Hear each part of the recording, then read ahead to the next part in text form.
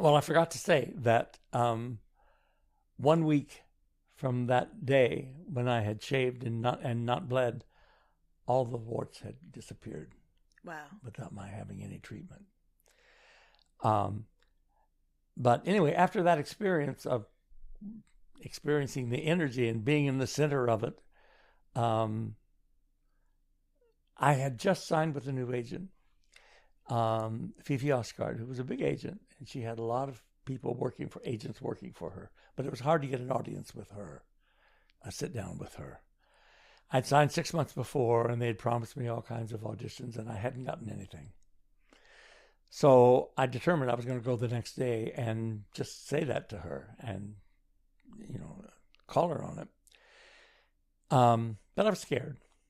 So it's pouring rain that day, and I'm wearing a suit and tie and, raincoat. And I get to the intersection where her office is just around the corner, and there's a river of water running around the corner, just, like 3 feet wide. And a cab came through and ran through that, and a wall of water just came right at me. Oh, I forgot something. I was scared walking down that block, and I remembered that experience yesterday. And I called upon it, and I felt it again. And then I was no longer scared. And then I got to the intersection, and this cab went through the water, and this wall of water came, and it just went right around me, and not a drop got on me, as though that wall was a real wall of energy. Anyway, so I really wasn't scared then. So I walked into the office and went to the receptionist, prepared to say, I need to see Fifi Oscard. She was standing next to the receptionist. She saw me come in, and she said, Hal Robinson, we were just talking about you this morning. We signed you 6 months ago, and we haven't done anything for you. This is what we did this morning, and we submitted you for this and this and this and this and this and this. All I had to say was, thank you. The next show I had that I'd been working on was Carousel. I was singing Billy Bigelow. And that high G at the end of the soliloquy was just, except for that time it worked on the day of that experience, my voice cracked on it every time. And so I'm ready to leave for Pittsburgh, where the show was going to happen. And I said, what am I going to do? And he said, well, ask the musical director to put the whole soliloquy down one step, and then you'll be fine. So I knew the musical director, so I thought, yeah, I can do that. So we go to the first day of rehearsal, and usually when you do the table read for a musical, you read the script and you don't sing the songs. You just read the song. You read the lyrics of the song as though it were part of the script. And that's the way it always is. The only time I've ever read about where that didn't happen was the My Fair Lady read in New York, when Mozart, who was directing, had them sing all the songs at the table read. And that was the only time that had ever happened at the time. Well, the director says, we're going to sing this. We're going to sing all the music at this rehearsal. So I pictured myself. Oh, I did. I had already told the musical director we need to put it down one step. And he said, no problem. But first, I want to hear you sing it in the original key. I said, well, you'll see. So I was stuck singing that song in the original key in front of the whole cast. And I didn't want my voice to crack. So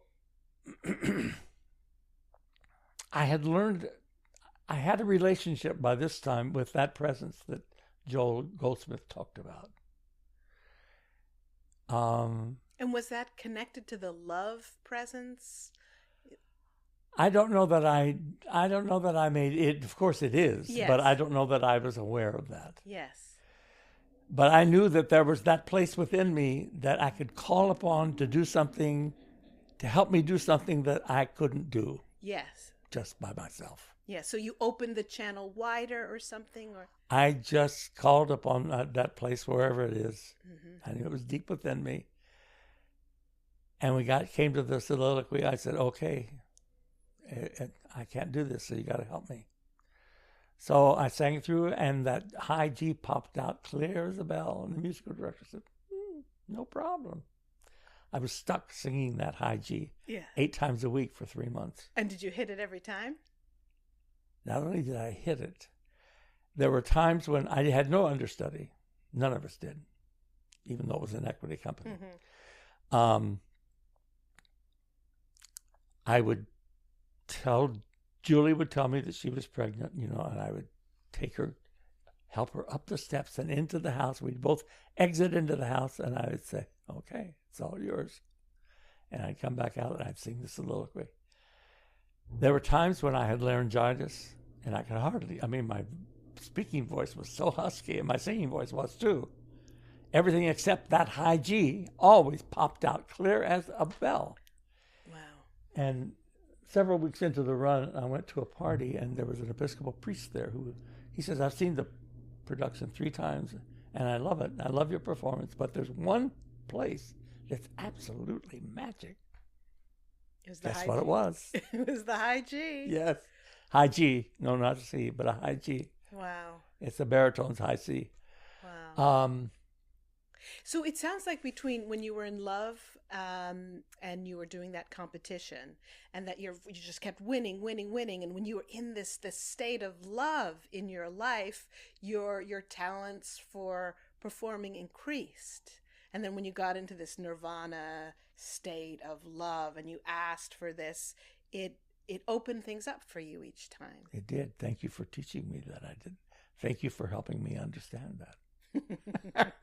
That's absolutely true. Because it's so interesting, the relationship between performing and between kind of spiritual practice. Because when performers are performing, we're in this spiritual zone in the sense that time and space doesn't exist. It's just we're alive, and all the energy is coming from us and being directed at us. And it's just this beautiful kind of feeling that often happens, or that can happen when we're praying or meditating or having some sort of ecstatic spiritual experience.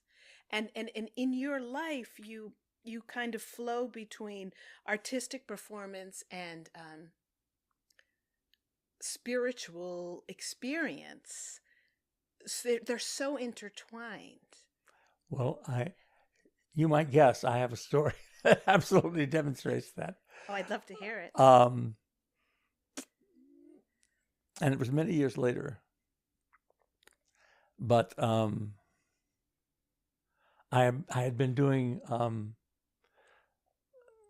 several shows at the Great Lakes Theater Festival. For Gerald Friedman was the director, artistic director.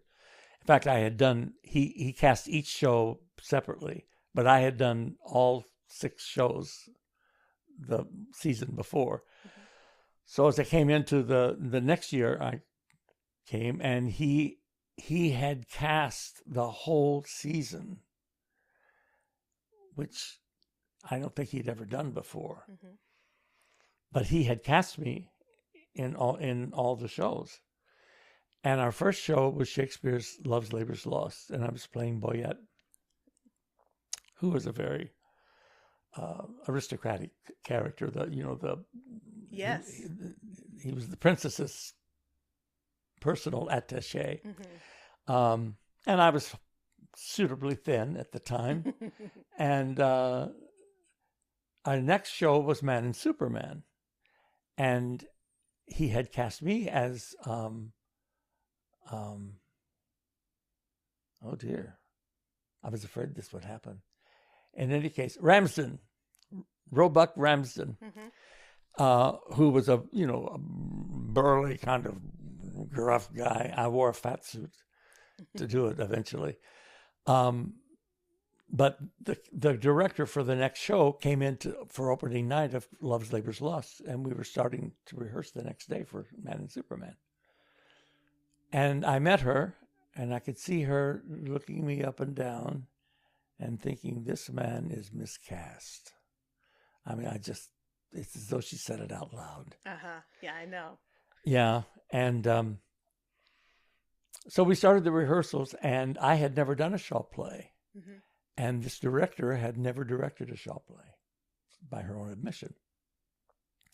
Well, Shaw, as you know, gives stage directions so explicit that he tells the actor the gesture to use, the voice to use. He tells you, he gives you so much information that you can see exactly what he wanted you to do. But it's today's definition of bad acting. Uh-huh. So she wanted me to do everything he said in his stage directions. Yeah. And I always try to do what the director says. And I tried. But it was so false. I couldn't do it. Yeah. I couldn't do it. Yeah. And she finally just gave up on me, and she just stopped giving me any direction. So the final dress rehearsal happened, and she gave notes for an hour and a half afterwards. Not a single note to me. And Ramsden never stops talking. Yeah. In that show. Yeah. And I said, don't you have any notes for me? Yeah. And she said, with exasperation, she said, I couldn't hear you. I said, you couldn't hear me? Oh, dear. I felt like I was yelling. I mean, he's that kind of character, you know, he just overstates everything. So I knew it wasn't volume. So, but I took it seriously. So I went into the theater the next morning, and I went through the whole show. Yeah.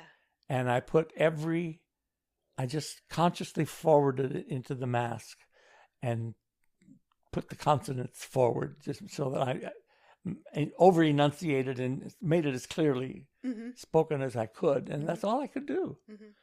But in the meantime, I knew that's where I was supposed to go, but I hadn't been given any acting notes. I didn't know what I was going to do. Mm-hmm. So the show opens with my character on the phone. Mm-hmm. And we're sitting there, and the Liturgy of the Hours, which is a Catholic practice that all the nuns and priests pray the same prayers and psalms every day of the year, and that had become my personal morning, how to start my morning. Mm-hmm. And I'm sitting there in the dark on the stage, and Psalm 63 is repeated the first Sunday of every 4-week sequence, and it ends. I am safe beneath the shelter of your wings. My soul clings to you. Your right hand holds me fast. And I remembered that psalm, and this curtain started up, and I didn't say a prayer. I just pictured the Holy Spirit grabbing on, as the Holy Spirit, I grabbed onto that curtain as it rose, and I felt God's hand beneath me. And I just started speaking the words, and the audience started responding with laughs, and I didn't know I wasn't doing anything. I was just saying the words, and I went through the whole performance that way. And I got through it. I had no idea what I had done. No memory of it. I was spent. And I sat in my dressing room. Everybody else had gone to the opening night party. And Gerald Friedman waited until everybody had left, and he came in and he said, that was the best work I've ever seen you do. And I said, well, thank you. I had very little to do with it. So what do you think happened? You were channeling the character? It was the same thing that got you to hit that note? What? I let go.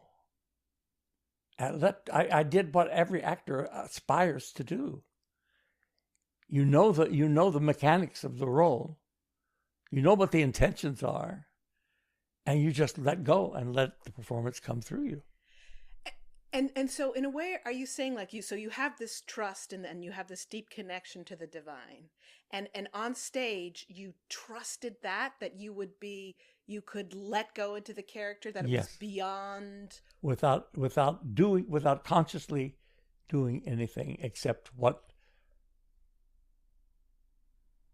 the lines. I mean, I responded. It was listening and responding.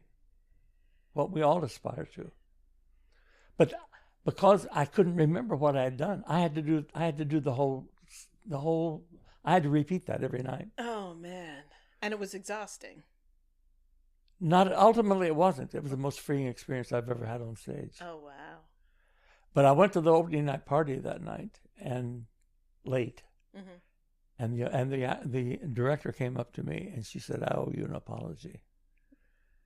She said, "I've been trying to force you into a box, and what I saw tonight was a living, breathing human being, just listening and responding honestly, and it was wonderful."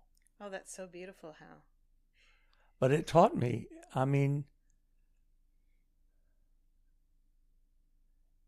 yes.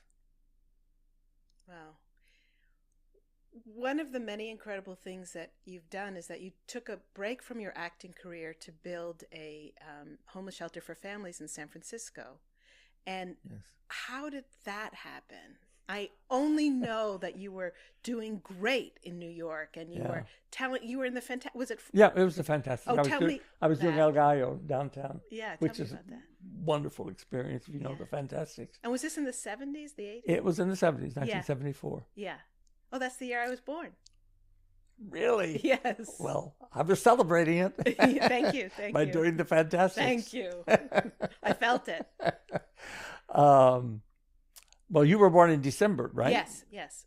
Well, okay. Well, by that time, this had already happened. Okay. But the call came back. You know that call? To go to the desert and meet that. How many years between?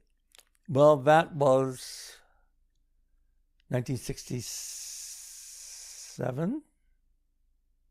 So that was 1960. I'm sorry. It was 1967.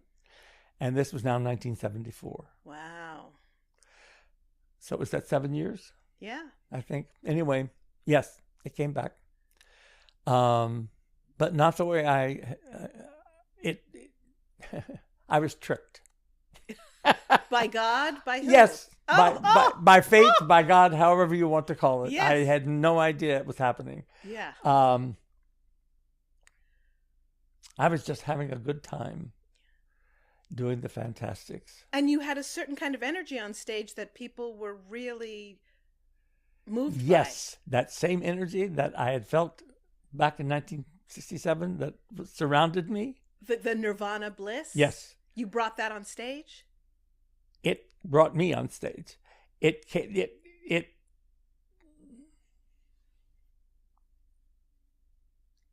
Okay.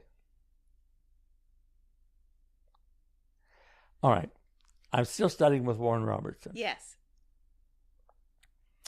And one of the actors, in fact, the very actor that I said had the anger issue that,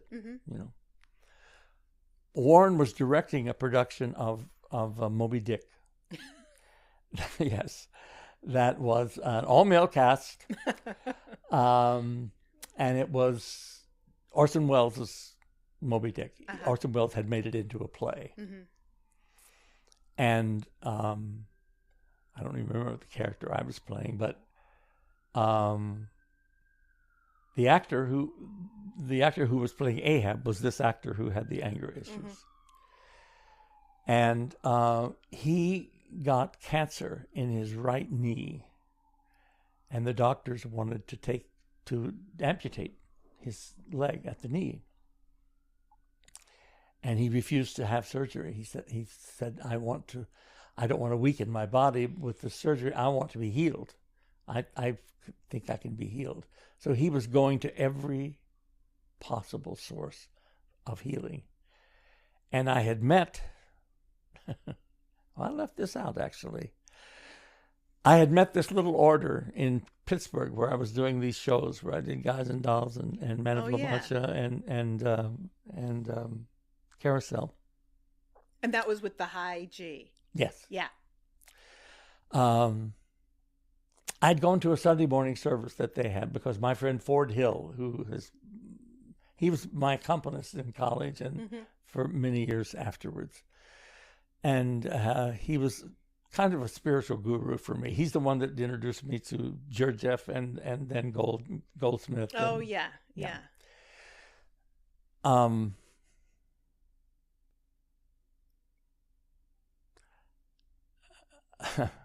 I had heard that Ford had sold his piano. He was teaching it at in Pittsburgh at the can't think of the name of the university. Anyway, in any case, he was on the faculty, piano faculty. And he had sold his piano, quit his job, and gone and joined this order. But my experience with when I went to that Sunday morning service a year or so before that, they invited anyone who wants to receive this communion, anyone who loves Jesus can come and receive this communion. And so I went and received communion. And I don't remember the experience itself being a highly spiritual experience, but it must have been, because I wrote about it the next day on a flight back to New York. I was going back for an audition, and I made reference to it. And I could tell by the way I wrote about it that it had been some sort of epiphany for me. Mm-hmm. I wanted that communion. Mm-hmm. So I came back to the Catholic Church without going to confession, without asking anyone's permission. I had become very comfortable with being gay. Mm-hmm. And since I was comfortable with that place within me, and yes. At one point I realized, well, Goldsmith had begun to call that Father. Mm. So I realized, that's a God presence. That's God. And then because of my experience in the church, in religion, I recognized that intimacy with God was made possible through Jesus having made that connection for us. Mm-hmm. So when I thought, well, Jesus, and when I realized Jesus might be connected with it, I thought, guilt came flooding back in. Jesus. I thought, I don't deserve this if Jesus is involved. And then I thought, wait a minute. It's been working for me, and I haven't deserved it any more then than I do now, so you must not have to deserve it. Mm. So I accepted Jesus back into my life as part of that inner experience. Yes.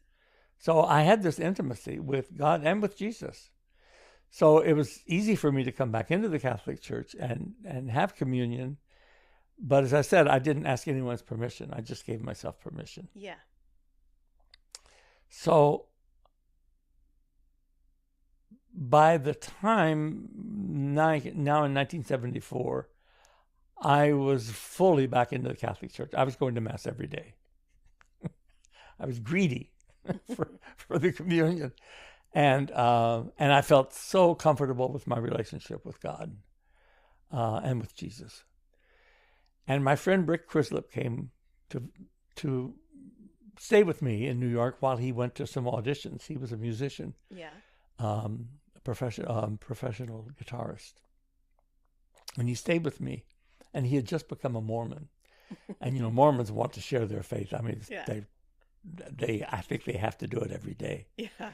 Like some Buddhist communities. Shakabuku, Buddhists call it. Anyway, he was trying to influence me, about it. And I said, Rick, for the first time in my life, I'm happy with my relationship with God. Yeah. I'm perfectly happy. Mm-hmm. I don't want it or need anything else. Mm-hmm. And he said, well, will you pray with me? And I said, sure. So we knelt on my kitchen floor, and he prayed a prayer that had never occurred to me. He asked God to show me a way to serve him that was unique to me. Oh, boy. And I thought, well, that sounds reasonable. That's not threatening at all. So I said, yes, sure. Show me what to do. I'll do it. And I saw this inner space just open up. I saw a great light. I felt like I was seeing my soul. And the energy, filled both Rick and me. And I didn't say anything out loud. And Rick didn't say anything anymore. And eventually we got up, and he said, wow, I've never experienced anything like that. And I said, me neither. So a couple of weeks pass, and I hear that George Welby's has this cancer and that he's seeking help. Well, I had heard that this order believed in healing prayer. And you don't hear that talked about much in churches. So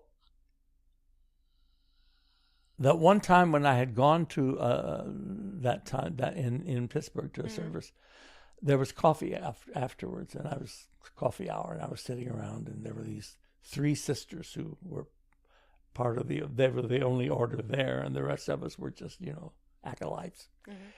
So I'm sitting next to this sister, and I'm trying to be charming, as we actors do. Yeah. Telling stories, and nobody's cracking a smile. Nobody's responding a bit. Yeah. And I thought, oh boy. And this sister sitting on my left turned to me and said, "You should go to Boston and meet Master Rayson. He's right up your alley." Well, I didn't know what that meant. Still don't. But I knew there was a man in Boston called Rayson. So I decided to go to Boston and talk to Rayson to ask him to pray for George Welby's. Yes. And I kept calling, and they would say, "Rayson isn't available. Would you like to speak with Reverend Francis?" And I said, "No, I have to speak with Rayson." So this went on for a week at least. Finally, on Friday, Monday was our day off. On a Friday, I called and asked to speak with Rayson. And this woman said, they said, "Would you like to speak with Reverend Francis?" And I said, "No, I have to speak with Rayson." And she said, "Just a moment." And I waited, and the phone was picked up, and he said, "Hello, this is Rayson. Yes, I can see you on Monday. Can you be here at 10 o'clock? I said, "Yes." He said, "Do you know how to get here?" And I said, "I'll find out." I didn't want to spend any more time with him than I had to. I hadn't said anything about Monday being our day off or anything. But anyway, so I have an appointment now with Rayson on Monday. And at the same time, I'd been getting hoarse at the end of every week of doing 8 shows a week and 5 shows on weekends. El Gallo was a very demanding vocal labor. Anyway, I had seen the doctor, Dr. Godshib, who was the patron saint of all actors. And he said, "Well, you have a note on your vocal cords. And the only thing you can do to treat it is just rest, vocal rest. I would recommend 3 months of silence, 3 months of not singing." But I hadn't told anyone yet. So Monday came, and I was hoarse. And I thought, if I make a trip to Boston and don't just stay home and rest, I won't be able to get through the week. I won't be rested enough to make it through the week. So I decided not to go. And I went down to my mailbox, and there was a letter from Ford, my friend Ford, who was now in the order in San Francisco. And he said, "Well, I don't know much about this place yet, but I know this much. It's the real thing." So I said, "Okay, I'll go." So I caught a shuttle to Boston, took the bus to Robeson Street. And I knocked on the door and told them I was there. I had an appointment with Rayson. And I waited for a little while, and then they said, "Go up to the second floor." And they took me up to his office. And I told him why I was there. I told him about George. And I told him about I had had some experience with healing. Like my best friend, Bruce Dietrich, had hepatitis. And my friend Aunt Luce and I had gone down, taken a bus down to Washington, D.C. to see him in performance. Our Butterflies Are Free. And he was in the hospital. So we went to see him. And we visited with him. And then I asked Aunt Luce if I could have some time alone with him. So she left, and we didn't even have a conversation. I just took his hands and wanted desperately for him to be healed. I didn't make it into a prayer. I just wanted desperately for him to be healed, and I loved him. He was my best friend. And he was back on stage the next day. I was in bed for 2 weeks. Oh, man. So I knew if I tried to help George, I would die. Or at least that's Yes. what I thought. Yes. Yes. So I told Rayson about these. He said, don't try to do anything. Don't do anything extraordinary. Be his friend. Pray for him. We'll pray for him. But don't do anything extraordinary. So he said, tell me about yourself. So I told him that I'd always had this feeling that I might have a calling. But I didn't trust it because I felt I'd been brainwashed by being called little preacher boy as a child. And I just didn't trust it. And he said, well, do you like what you're doing? And I said, oh, yes, I love it. And you're able to make a living doing it? And I said, yeah. He said, well, that means you're probably pretty good at it. Those are 3 pretty good reasons that you're doing what you're supposed to be doing. But he said, don't ever be afraid to ask if you have a calling. My suggestion would be if you ever want to find out, take 3 months off. I hadn't said a word about my node. Take 3 months off, and you could come here, he said. But since you have a friend in San Francisco, I suggest you go to San Francisco. Spend 3 months. You'll just do the chores around the house that the novice, that he didn't say novices. You'll just stay there for 3 months. And ask the question, and chances are you'll find you're doing what you're supposed to be doing. And you'll come back, but having that down lifted off your shoulders, your career will just take off. That sounded reasonable and good to me. So I said, well, I'll think about it. So I started to leave, and I turned around and said, well, one more thing. My mother told me that when I was in her womb, she gave me to God. She said, God, this child is yours. Do with it as you wish. And he said, son, you've had it. And I laughed, and he laughed. Yeah. And I laughed. Yeah. And I started down to the bus stop, and I got about halfway down, and I thought, I spent over an hour with him, and I didn't even ask him to pray with me, remembering the experience with Rick. And I thought, well, he doesn't seem any holier. He doesn't seem like a holy man necessarily, but he must be more holy than I am. So I turned around to go back, and then I felt that energy behind me, pushing me, scared me to death. Was it the love energy or just? It was I just felt I was being pushed in that direction, and it scared me. Oh, boy. So I started saying the 23rd Psalm. And I remember as I was going up the steps, I was saying, yea, though I walk through the valley of death, I will fear no evil.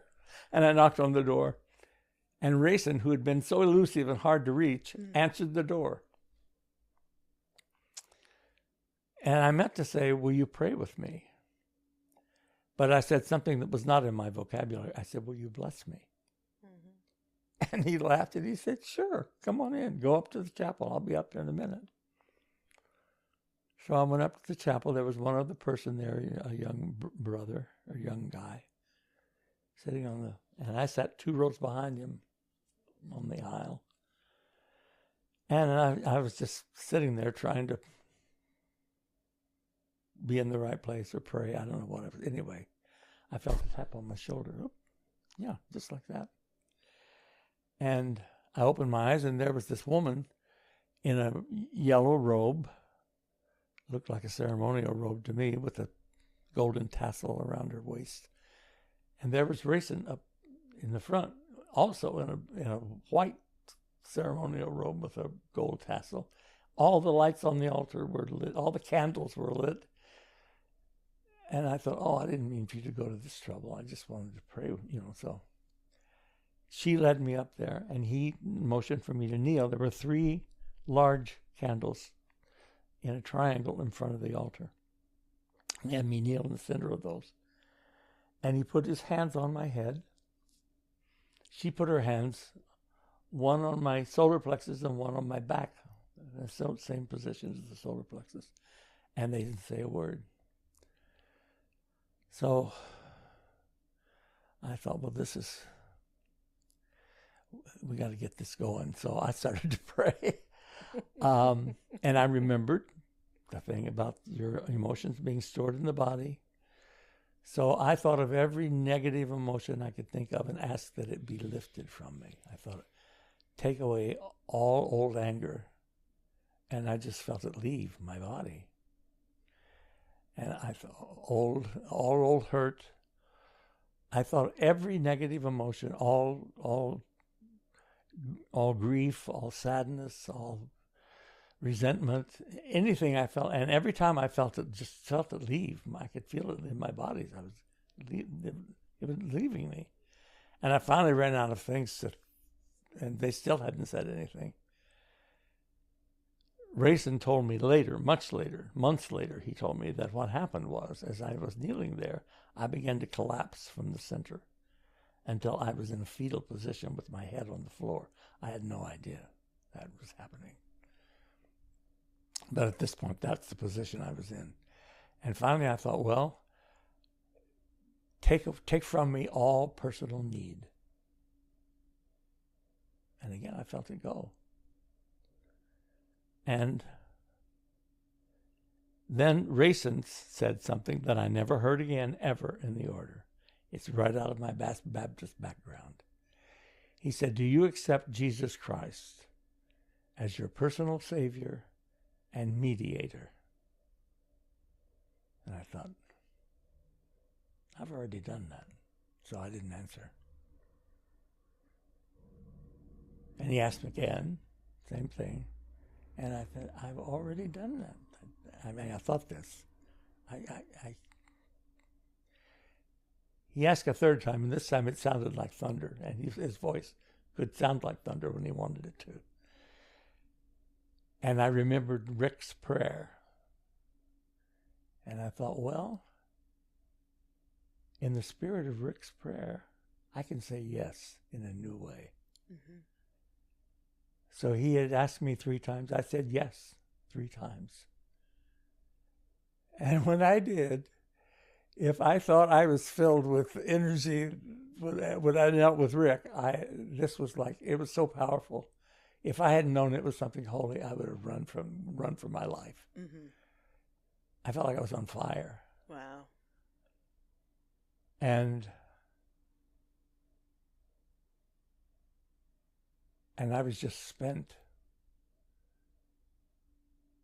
My clothes were soaked to the skin. I was sweating. Everything was wet on me. And they helped me up. And Rayson said, do you want to stay and spend some time alone in the chapel? And I said, yes. So they took me to my seat and they left. And I just stayed in there for a while. And then I decided to go talk to him. And when I opened my eyes, the first thing I saw were these 2 little circles of light. One, like here. I thought, what is that? And it stayed there as I was leaving the room. And then when I opened the chapel door and the sunlight came in, I realized it was my cheeks. I was smiling so broadly that I could see my cheeks. Wow. So I went into his office and he said, well, you've been given a gift. And I don't know why. He said, it's something that many people spend years seeking. And all you need to know is it's the light of Christ. And people will be drawn to it. And you must realize that it's the light of Christ they're being drawn to. It's not you. And as long as you can make that distinction, go and have a good time. So I left, smiling broadly, and went to meet my friend Judy Jennings in Boston Common. I'd been trying to see Judy for weeks because I'd gotten to know her on the tour of 1776 when we played in New Haven. And she had begun to date one of the members of our company. Mm-hmm. So she had come to visit at other places where we were. And I liked her immensely. Mm-hmm. As a matter of fact, Phil, he found someone to date in Right. at every port. Yeah. And I knew he never took it seriously. Yeah. I mean, it was just, you know, Yeah. he just. Anyway, I said, you know, Phil, if you're not serious about Judy, I would like to date her, because I felt like I could. Mm-hmm. I just felt a connection to Mm-hmm. her. Mm-hmm.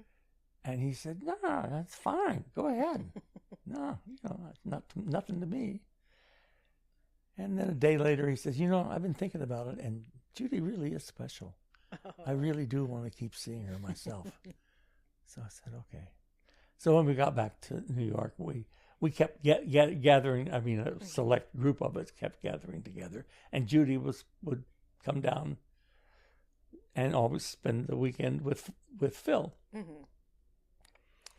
And one of those times, Phil wasn't there. I don't remember what. And so I took her to the train. Yeah. And she's about to get on the train, and she said, Hal, I haven't been coming down to see Phil. I've been coming down to see you. And I was so stunned. I was taken aback. And I said, well, we need to talk. She got on the train. So I've been trying to have that conversation with her. She always found a reason not to. Mm-hmm. Mm-hmm. So this week, the week I went to Boston, I called. We talked that week, and she said, well, I can't see you this weekend because I'm going to be in Boston. Mm-hmm. And I said, funny, so am I. Mm-hmm. So we made arrangements to meet in Boston Commons. Years later, 7 years, I think it was 7 years later, I'd been in the order by this time for all that time. The only vacation I took while I was in the order, I came through Chicago where Judy was living. And I saw Judy, and she said, you know that time when we met in the Boston Commons? Mm-hmm. There was something very mystical about you that day. And I said, no kidding. Anyway. No, it's funny. Yeah. Yeah. So you had a witness to it. I had a witness to it, yes. Oh, yeah. Judy's another story, but we can't go into that now. Mm-hmm. Anyway, I had made this prayer take away my all personal need. Yeah. I went on stage the next night, and if I had an acting technique, I mean, I did know through Warren how to access my emotions, but if I had an acting technique, it was just being truly very honest, using the character's wants and needs, and as the character, you know, reaching out and not just emptying myself into the character, into the performance. The audience would receive it as they received it, and they would send back their approval or their... Yes. It was an exchange of energy with the audience. I went on stage that night in the Fantastics on Tuesday night. I felt like I had never been on stage. It was terrifying. I mean, I knew all the moves to make. I knew all the words to say. But I did not have that connection. It was gone. And I was scared. And I said, oh, God, please don't take away my ability to act. Please don't. That went on all week. Finally, Sunday afternoon, the matinee, Bruce, my friend Bruce, yes, came with two of his friends. And I knew all three of them. And I knew we had a relationship. So I gave that performance to them in love, and they gave me back their love, and I felt that exchange again, and I thought, oh, thank goodness I can act again. Yeah.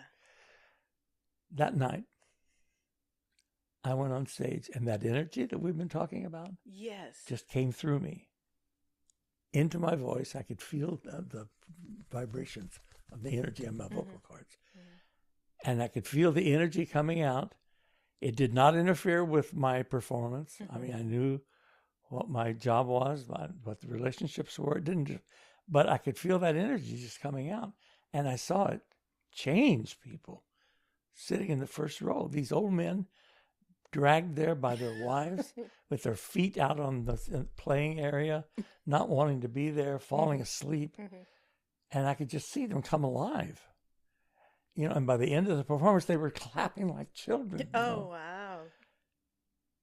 And that continued to happen. And I thought, wow. And I found I could direct it. I thought, well, I know that this energy is a healing love. It's healing. So without putting any intention on it at all, I would just direct it towards the audience. Wow.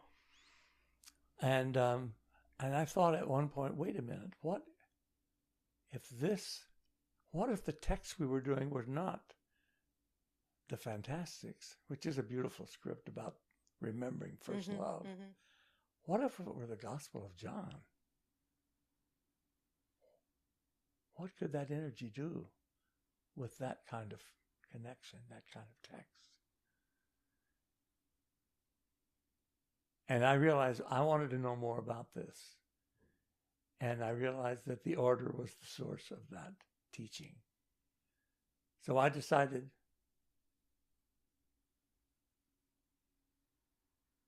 to take those 3 months, even though my voice was healed. The note was gone. I mean, wow. I was singing better than I'd ever sung. Oh my goodness. But I still wanted to go for 3 months. And I talked to the producers, and he said, sure, we'll keep your job for you. We'll get a substitute for 3 months, and then you can come back. Wow. So I went there to San Francisco. But the closer it got, I thought, I came back in the next night after telling the producers that I gave them a month to find someone, because they'd been auditioning people to sort of stand by, and they hadn't found anyone. Yeah.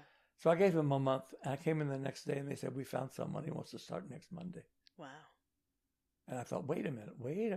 I can't leave that soon. I need those paychecks for the next month. I had some debts. The rest of that week, checks came from everywhere. I had done 6 years of tax returns, and I had made so little money that I had money coming back to me. They even audited me, and they ended up giving me more money than because I had kept receipts for everything. Yeah. Oh gosh. All those tax returns came back. By the time the week was over, I had the money to pay off all my debts, and I had the money to fly to San Francisco by way of Boston, because Rayson said he wanted to see me before I went. Spend the night in the hotel, which I ended up doing in San Francisco, and going to see a show that night before I went into the order. Anyway, things like that just kept happening, and I knew that it wasn't just a 3-month commitment. I knew that this was beyond my control. And I knew that it was the right thing to do. And how long were you there? 8.5 years. Wow. And the great achievement of that was this... Was Raphael House, yes. The shelter for families with children. It's just changed thousands of lives. And it's still going today. Oh, it's going strong. We were supporting it ourselves with our own. We had 10 people working out in the community, and their salaries supported the work of Raphael House. It's now a multi-million-dollar budget with a community board and fundraising, and it's doing the same work that we were doing. It's fabulous. What an incredible achievement! What a worthwhile thing to leave the theater for. It was. It was the best thing I ever did in my life, but it, of course, stunted my career. I mean, I didn't have the same career it looked like I was going to have when I left. But you still did incredible things and were on Broadway and did... Yes, I did. Yeah. About 6 Broadway shows. Yeah. After that? Yeah. Yeah. And you wrote your play? Yes, Pilgrimage. And you also have made, just as a side note, you've made done some incredible performances in Jewish roles. Not just my Sholem Oh, that's plays. right. Not just you. That's true. Practically most of my career roles were Jewish. Yeah. What was It's true. the most famous one where you played the Jewish music teacher? Oh, Wicked Songs. Oh, Oh, yes. yeah, of course. Yeah. Yeah. Yeah. Well, that was as though it were written for me. Wow. Truly. Wow. Yeah. The way you speak about energy is so, it's like, it's what actors do, right? Like, emotions are energy. Yes, And, of course. and we portray these emotions, we share, we receive. But I often notice that actors in life are very giving and sometimes over giving. And sometimes, our life gets out of balance when we don't know how to manage the give and take of life. And because we do feel, and often sometimes I would say metabolize other people's emotions. We can tell, you could tell before that director said anything to you that she was like, oh, he's been miscast. Yeah. We read the energy and we respond to the energy. And sometimes, and certainly when we're playing a role, we transform the energy. Yes. And so I can see how that led to, and I've experienced sharing energy with you. And it's very mighty and magical. And you are a channel that is able to make energy palpable. Well, I think every artist will recall at least one, and probably many more, but there's always one experience that they've had in the creation, whether it's a painter or a singer or an actor. There's always one performance that they say just came through them. Yes. Mm-hmm. I think every artist has that experience. Yes, absolutely. Absolutely. Yeah. And what happened to Captain Ahab and his cancer that you were praying for? Interesting. Yeah. By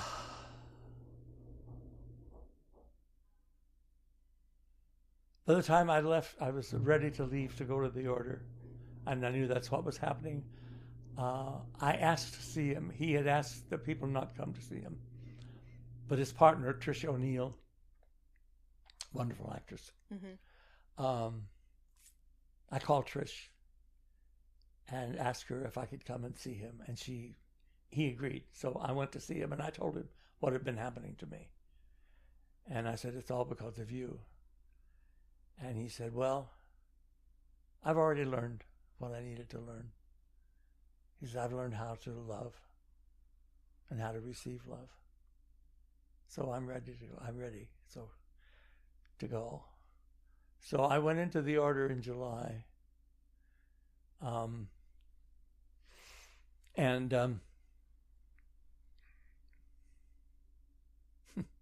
day before Nixon resigned.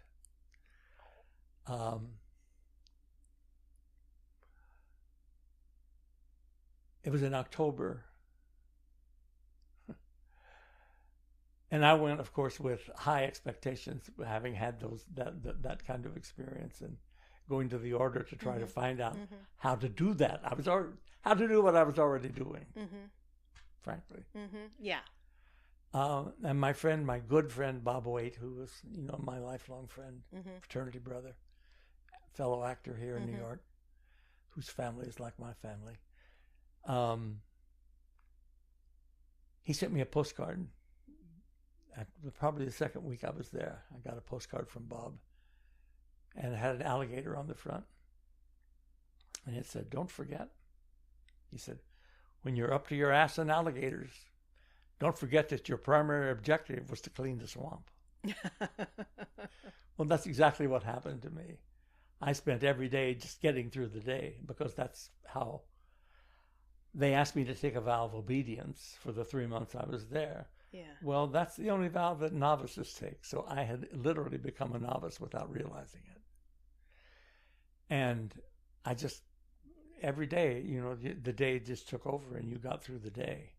So I felt like I'd let George down when I got a letter from my friend Karen. I forgot to tell you about Karen. The last day I was playing the Fantastics, the afternoon matinee, when I was experiencing that performance just coming through me. Yes. I got a call from Karen, and she had told me, she's still my neighbor. She had told me, I would love to come and see you in the Fantastics, but if I have to sit through that saccharine show one more time, I'll throw up. She called me and said, is there a ticket for the matinee? I'd like to come. So I said, sure. And I bought her a ticket. Mm-hmm. So she came, and that's the only time I directed that energy literally toward a person, but without any intention. I just directed it. I just directed that performance for her. And she came backstage to the dressing room. She came in and she said, I don't know what you did, but, and that's as much as she got out. She just collapsed in my arms, just sobbing and sobbing and sobbing. Yeah. Because I think she had been restored to herself. Mm-hmm. Mm-hmm. That's what that energy does. It's true catharsis. Yeah. I mean, that's what the ritual of theater was founded on. Yeah. And the way an actor can move energy not only through our own bodies, but through other people's bodies, is a healing art in its, most purest form, I think. Yeah. Well, I got a letter from Caraid, not from Caraid, from Karen. Yeah, I was just born. In October, yes. No, I wasn't born yet. You weren't born yet. Yeah. In October, I got a letter from Karen telling me that George had died. And there was a program from his memorial service. And the closing hymn was a poem I'd never heard. And it said, sung to the tune of Lo ist ein Ros ersprungen. Lo, how a rose erblooming. And that's a Christmas carol that we had been singing, just not as a Christmas carol, but I brought music with me to the order. Yeah.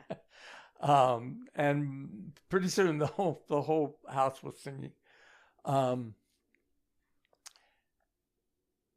I was heartbroken because George had died, and I thought, well, I had failed. I had failed to pray for him properly, for healing. And I had night. We called them night guard, but really it was night vigil. It was a iffy neighborhood, and there was a lot of vandalism that took place. So we had one brother stand on the steps outside, and Dubois Park was in front of our building. And we were supposed to just pray for the neighborhood, just send light out into the neighborhood. Mm-hmm. But I spent a very, very, very sad night that night, standing out there. Mm-hmm. And at 6:00, when the communion was scheduled to have, my vigil was over. And so I didn't even go into the house. I went straight down to the chapel.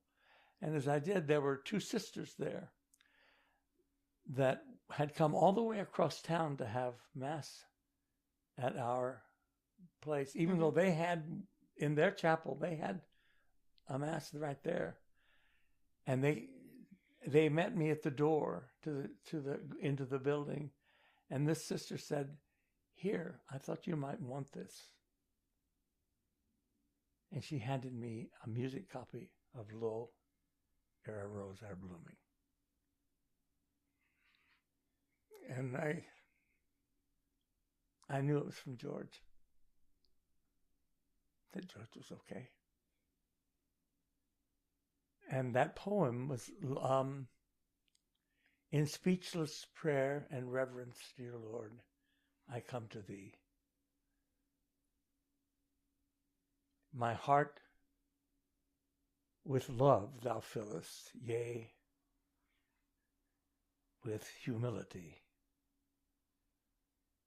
My bread and wine thou art. In thee I find communion. Your presence healeth me.